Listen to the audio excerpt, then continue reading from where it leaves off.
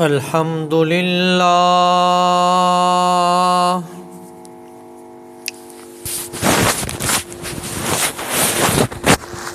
الحمد لله وكفى والصلاة والسلام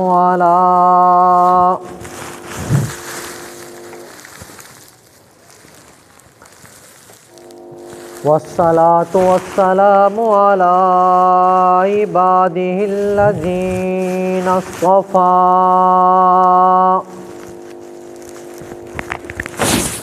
أما بعد فأعوذ بالله من الشيطان الرجيم بسم الله الرحمن الرحيم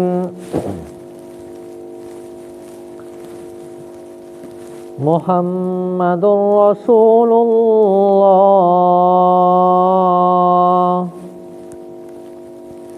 والذين معه أشداء على الكفار رحماء بينهم تراهم ركعا سجدا يبتغون فضلا من الله ورضوانا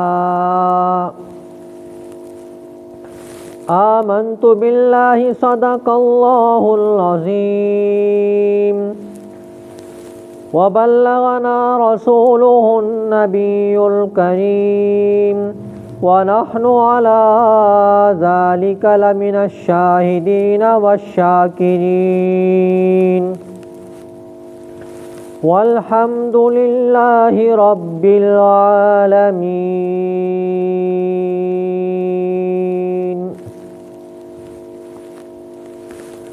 قابل صد احترام و تکریم میرے واجب الاحترام دوستوں، بزرگوں، عزیز نوجوان ساتھیوں،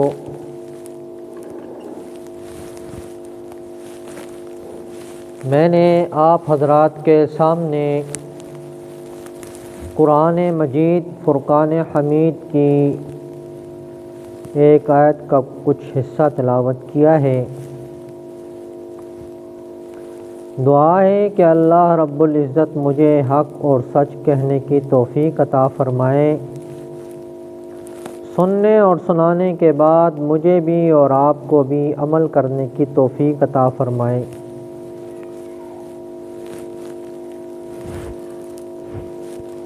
پچھلے جمعے پہ بھی صحابہ اکرام رضوان اللہ علیہم اجمعین کا تذکرہ آپ کے سامنے کیا۔ صحابہ اکرام رضوان اللہ علیہم اجمعین اللہ کی وہ برگزیدہ ہستیاں ہیں جن کو اللہ رب العزت نے چن چن کر آپ صلی اللہ علیہ وسلم کو عطا فرمایا۔ دنیا میں کوئی جتنا بھی بڑا عمل کرے وہ صحابی کے درجے تک نہیں پہنچ سکتا۔ ولی بن جائے گا، غوث بن جائے گا، قطب بن جائے گا، امام الاولیاء بن جائے گا، لیکن آپ صلی اللہ علیہ وسلم کا ایک معمولی سا صحابی ہے، اس کے پاؤں کے نیچے جو خاک لگی ہے اس کے برابر بھی نہیں ہو سکتا۔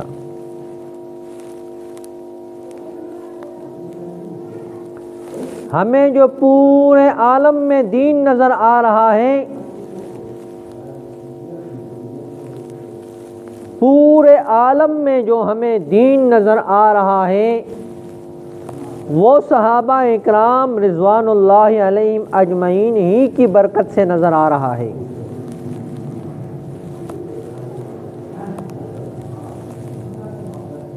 صحابہ اکرام رضوان اللہ علیہم اجمعین نے آپ صلی اللہ علیہ وسلم کے حکم کو ہر حالت میں قبول کیا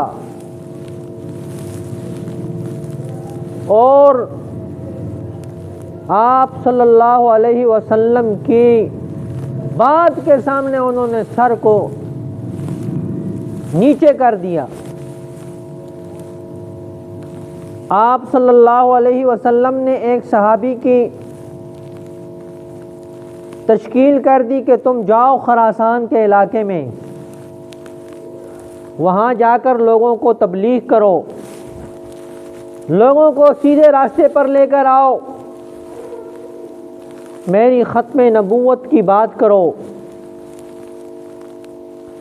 وہ شخص مدینہ منورہ سے چلا اور خراسان میں آیا۔ کتنی مصیبتوں سے وہ آیا ہوگا، کتنی تکلیفوں کے ساتھ وہ یہاں پہنچا ہوگا۔ اس نے آ کر یہاں محنت کی، لوگوں کا ذہن بنایا، لوگوں کو مسلمان کیا۔ تو کچھ عرصے بعد دل میں خیال آیا، کیوں نہ میں جا کے رسول اللہ صلی اللہ علیہ وسلم سے ملاقات کروں، اپنے بیوی بچوں کے ساتھ ملاقات کروں، اپنے کنبے قبیلے کے ساتھ ملاقات کروں۔ تو وہ صحابی یہاں سے چلا، 6 مہینے کی مسافت میں وہ واپس مدینہ منورہ پہنچا۔ مسجد میں جا کے اس نے نماز ادا کی، نماز کسی اور نے پڑھائی۔ اس نے پوچھا کہ رسول اللہ صلی اللہ علیہ وسلم کہاں ہیں؟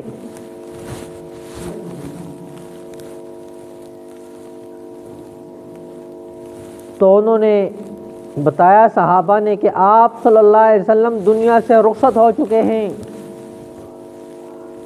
یہ گھڑی اس کے اوپر کیسے گزری ہوگی، یہ تو وہی جانتا ہے جس پر یہ کیفیت اس وقت گزری ہوگی۔ انہوں نے سامان اٹھایا اور واپس چل دیے۔ ساتھیوں نے کہا تم اتنے دور آئے ہو، بیوی سے مل لو، بچوں سے مل لو، والدین سے مل لو، کنبہ ہے، قبیلہ ہے، ان سے مل لو، اپنے عزیز و اقارب سے مل لو، صحابہ اکرام آپ کے دوست ہیں ان سے مل لو۔ اس نے کہا میں ایک رات بھی ادھر رہنے کو تیار نہیں ہوں۔ انہوں نے وجہ پوچھی کہ کیوں؟ تو اس نے بڑا عجیب جواب دیا۔ وہ فرمانے لگے کہ مجھے رسول اللہ صلی اللہ علیہ وسلم نے خراسان میں بھیجا ہے اور میں رات ادھر رہتا ہوں اور میری موت آ جاتی ہے اور میں مدینہ منورہ سے اٹھوں تو میں رسول اللہ کو کیا منہ دکھاؤں گا؟ آپ صلی اللہ علیہ وسلم فرمائیں گے میں نے تجھے خراسان میں بھیجا تھا اور تو مدینے میں ہے، اس لیے میں ایک لمحہ بھی ادھر رہنے کو تیار نہیں۔ وہیں سے وہ واپس چلا اور 6 مہینے کی مسافت طے کر کے واپس اپنے مقام پہ آیا۔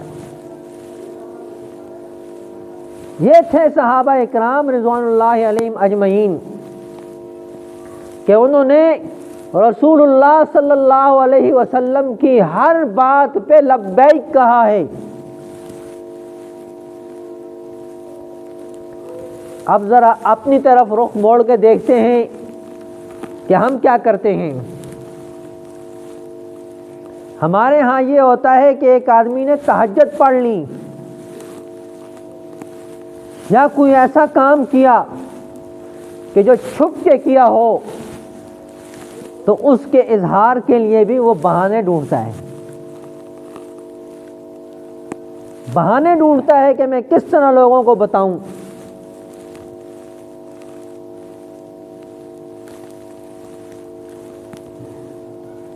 حضرت عمر رضی اللہ تعالیٰ عنہ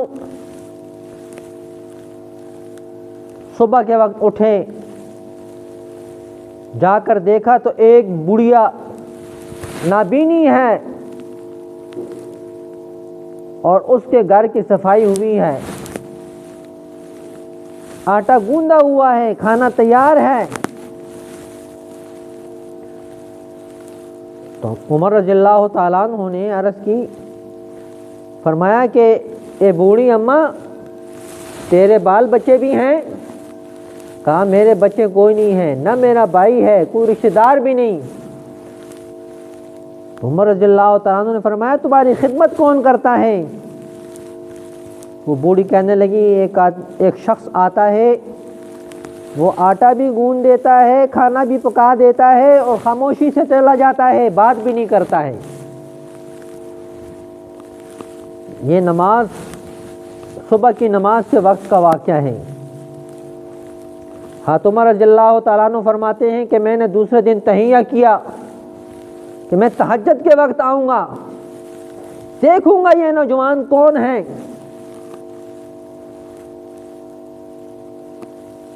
جب تہجد کے وقت آئے تو صفائی کر کے وہ چلے گئے تھے۔ تیسرے دن وہ اس سے بھی پہلے آ گئے، آ کر ایک کونے میں چھپ کر کے بیٹھ گئے۔ ایک شخص آیا، منہ لپیٹا ہوا ہے، سوائے آنکھوں کے کچھ نظر نہیں آ رہا۔ اس نے آٹا گوندا، کھانا پکایا، گھر کی صفائی کی اور پوچھا کچھ کسی چیز کی ضرورت تو نہیں، پانی کا گھڑا بھر کے اس کے قریب رکھ دیا۔ جانے لگا تو حضرت عمر رضی اللہ تعالیٰ عنہ نے پکڑ لیا، انہوں نے دھکا دیا، لیکن عمر تھا۔ حضرت عمر رضی اللہ تعالیٰ عنہ نے فرمایا اللہ کا واسطہ ہے بتا تو کون ہے؟ جب چہرے سے نقاب ہٹایا تو وہ سیدنا ابو بکر صدیق رضی اللہ تعالیٰ عنہ تھے۔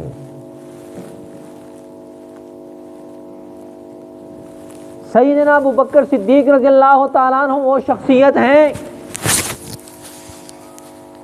جن کو اللہ کا سلام آتا ہے، جن کی صحابیت کے اوپر قرآن کی دلیل ہے۔ اللہ نے فرمایا اذ یقول لصاحبہ لا تحزن، اپنے ساتھی سے کہو ڈرو مت، ان اللہ معنا، اللہ تمہارے ساتھ ہے۔ حضرت ابو بکر صدیق رضی اللہ تعالیٰ عنہ کو اپنا ڈر نہیں تھا، وہ تو جان لٹانے کے لیے ساتھ تھے، انہیں غم اور فکر تھی تو رسول اللہ صلی اللہ علیہ وسلم کی تھی کہ آپ صلی اللہ علیہ وسلم کو نقصان نہ ہو۔ آج امتی کو دیکھو، جہاں اسے اپنا فائدہ نظر آتا ہے رسول اللہ صلی اللہ علیہ وسلم کی سنت کو پھینک مارتا ہے،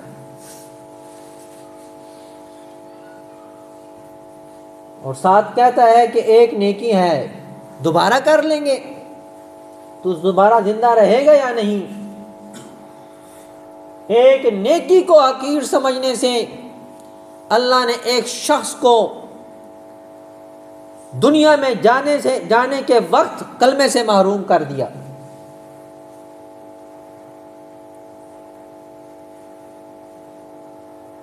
تو یہ صحابہ اکرام رضوان اللہ علیہم اجمعین تھے کہ جو بھی کام کرتے تھے وہ خالص ایک اللہ کے لیے کرتے تھے، اور رسول اللہ صلی اللہ علیہ وسلم کے سامنے وہ ان کے حکم کے سامنے اپنے سر کو جھکا دیتے تھے۔ آپ صلی اللہ علیہ وسلم خطبہ ارشاد فرما رہے تھے، مجمع سامنے بیٹھا ہوا تھا، ایک شخص گھوم رہا تھا، آپ نے فرمایا اجلس، بیٹھ جاؤ۔ اس شخص کو مخاطب کر کے نہیں کہا،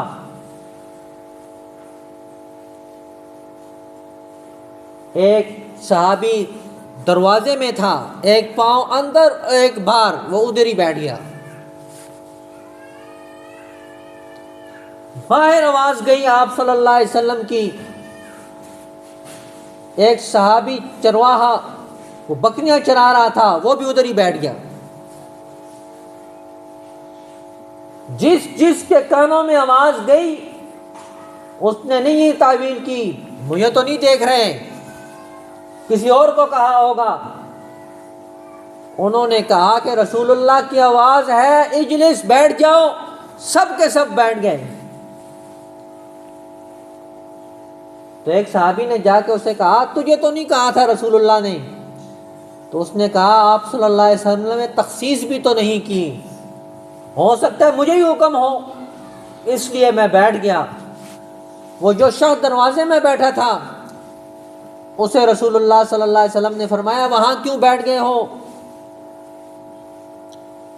تو اس نے عرض کی یا رسول اللہ آپ نے فرمایا کہ اجلس، تو میں بیٹھ گیا۔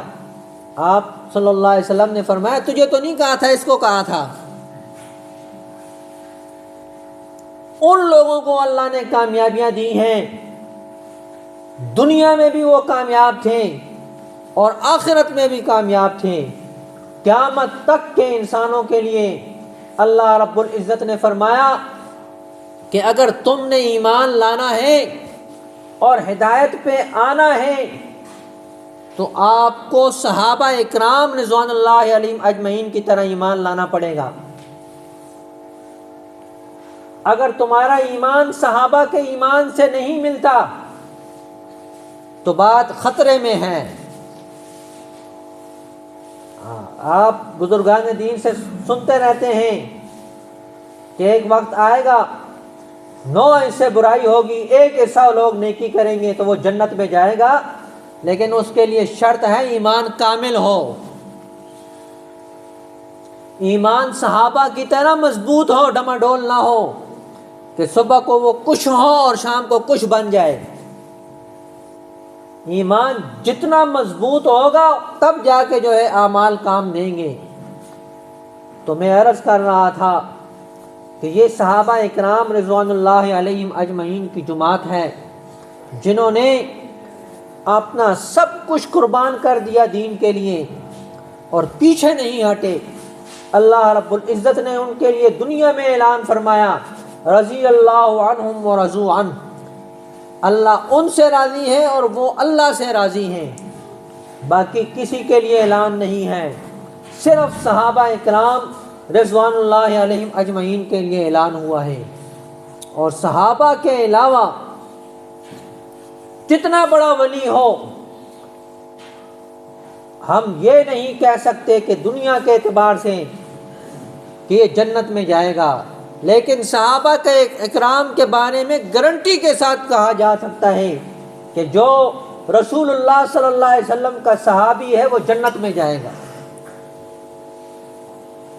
دعا ہے کہ اللہ رب العزت مجھے بھی اور آپ کو بھی صحابہ اکرام رضوان اللہ علیہم اجمعین کے نقش قدم پر چلنے کی توفیق عطا فرمائے۔ وما علینا الا البلاغ المبین۔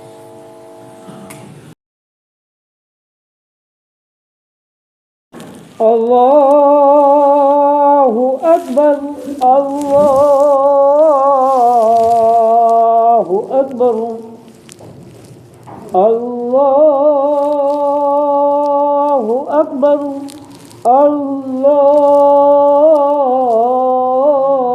اللہ اکبر، اشہد ان لا الہ الا اللہ، اشہد ان لا الہ الا اللہ، اشہد ان محمدا رسول اللہ،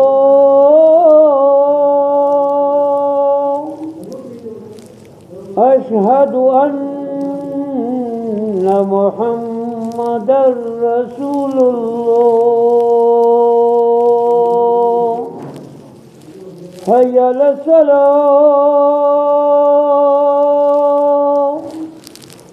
حی علی الصلاۃ،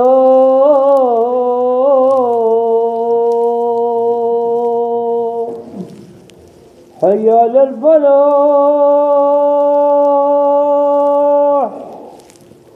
حی علی الفلاح۔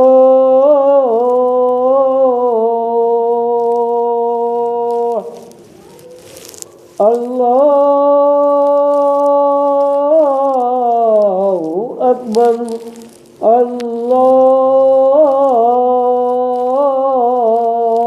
الله أكبر لا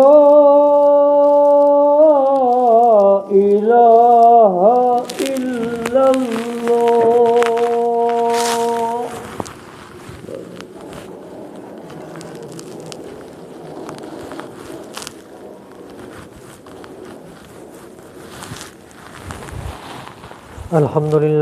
الحمد لله وكفى والصلاة والسلام على من لا نبي بعده أرسله بالحق بشيرا ونذيرا وداعيا إلى الله بإذنه وسراجا منيرا محمد رسول الله والذين معه أشداء على الكفار رحماء بينهم تراهم ركعا سجدا يبتغون فضلا من الله ورضوانا سيماهم في وجوههم من أثر السجود ذلك مثلهم في التوراة ومثلهم في الإنجيل كزرع أخرج شطأه فآذره فاستغلظ فاستوى على سوقه يعجب الزراع ليغيظ بهم الكفار وعد الله الذين آمنوا وعملوا الصالحات منهم مغفرة وأجرا عظيما.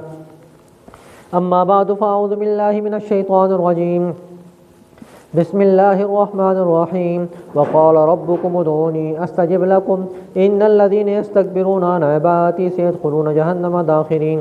بارك الله لنا ولكم في القرآن المجيد إنه تعالى جواد كريم ملك بر رؤوف رحيم.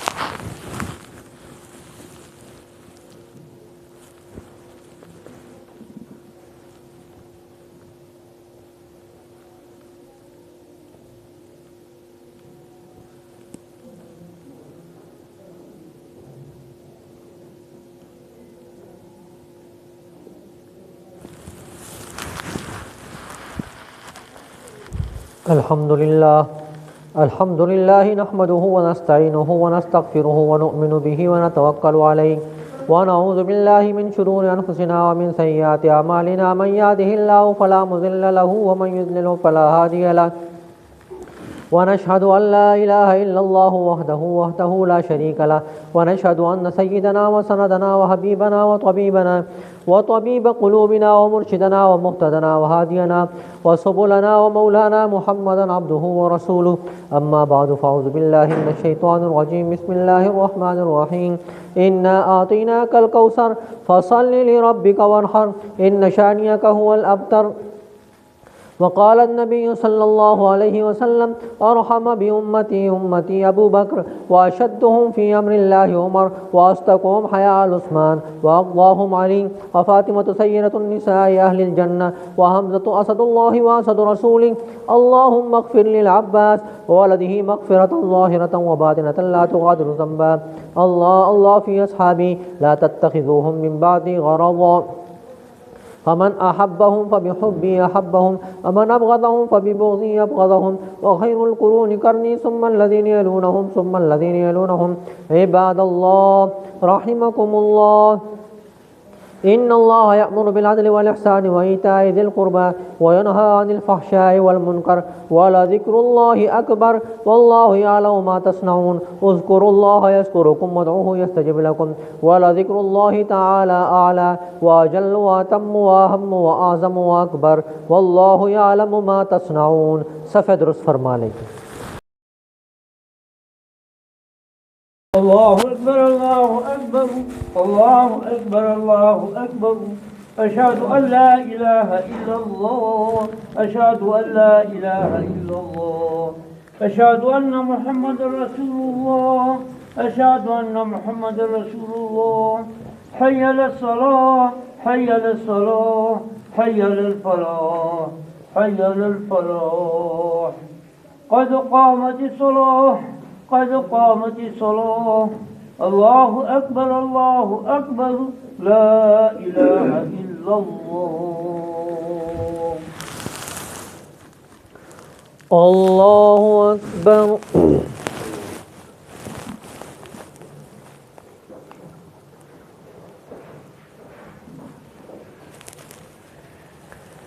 الحمد لله رب العالمين الرحمن الرحيم مالك يوم الدين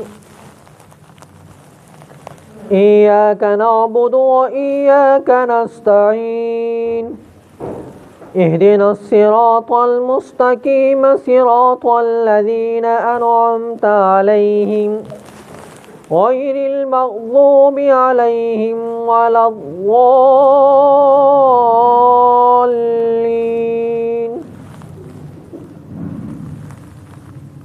ألم تر كيف فعل ربك بأصحاب الفيل ألم يجعل كيدهم في تضليل وأرسل عليهم طيرا أبابيل ترميهم بحجارة من سجيل فجعلهم كعصف مأكول الله أكبر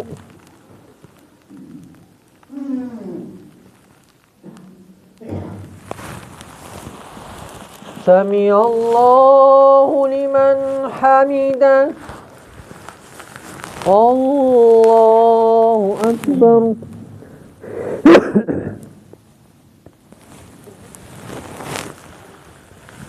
الله أكبر الله أكبر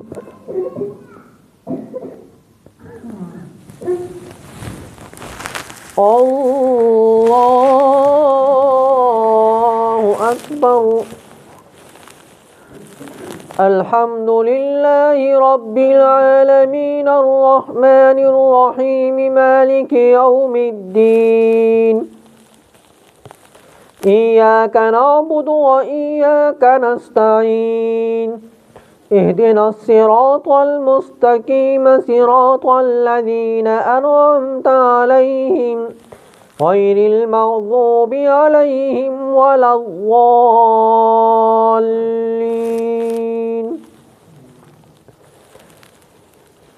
قل هو الله أحد الله الصمد لم يلد ولم يولد ولم يكن له كفوا أحد الله أكبر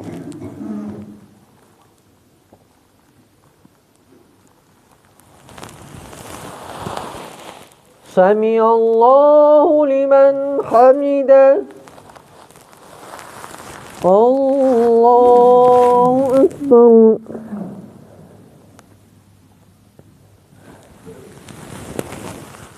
الله أكبر الله أكبر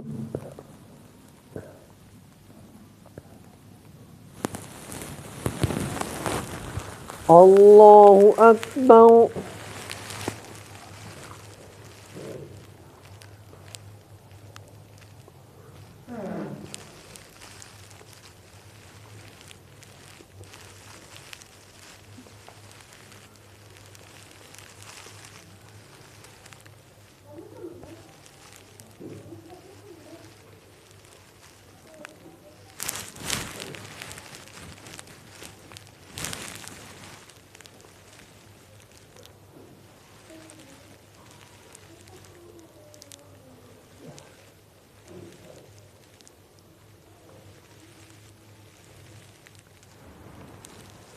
السلام عليكم ورحمة الله السلام عليكم ورحمة الله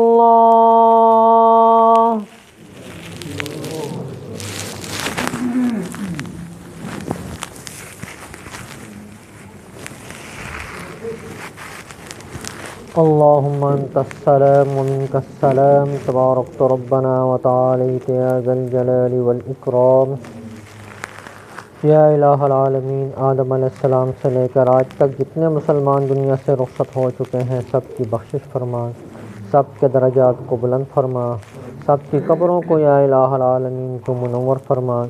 یا الہ العالمین جتنے بھی مسلمان دنیا سے رخصت ہو چکے ہیں یا الہ العالمین سب کی بخشش فرما۔ یا الہ العالمین جتنے بھی مسلمان روحانی جسمانی بیمار ہیں سب کو شفائے کاملہ عاجلہ مستمرہ عطا فرما، علماء حق کی حفاظت فرما، دینی مدارس کی، مکاتب کی، خانقاہوں کی، مراکز کی، مساجد کی، یا الہ العالمین تو حفاظت فرما، یا الہ العالمین ہم سب کو دین پر چلنے کی توفیق عطا فرما، دینداروں کے ساتھ وابستہ رہنے کی توفیق عطا فرما، مرتے دم تک یا الہ العالمین ہمیں دین پر استقامت نصیب فرما، جب موت کا وقت آئے تو زبانوں پر کلمہ طیبہ لا الہ الا اللہ محمد رسول اللہ جاری فرما، صلی اللہ تعالی علی خیر خلقہ محمد و آلہ و اصحابہ اجمعین برحمتک۔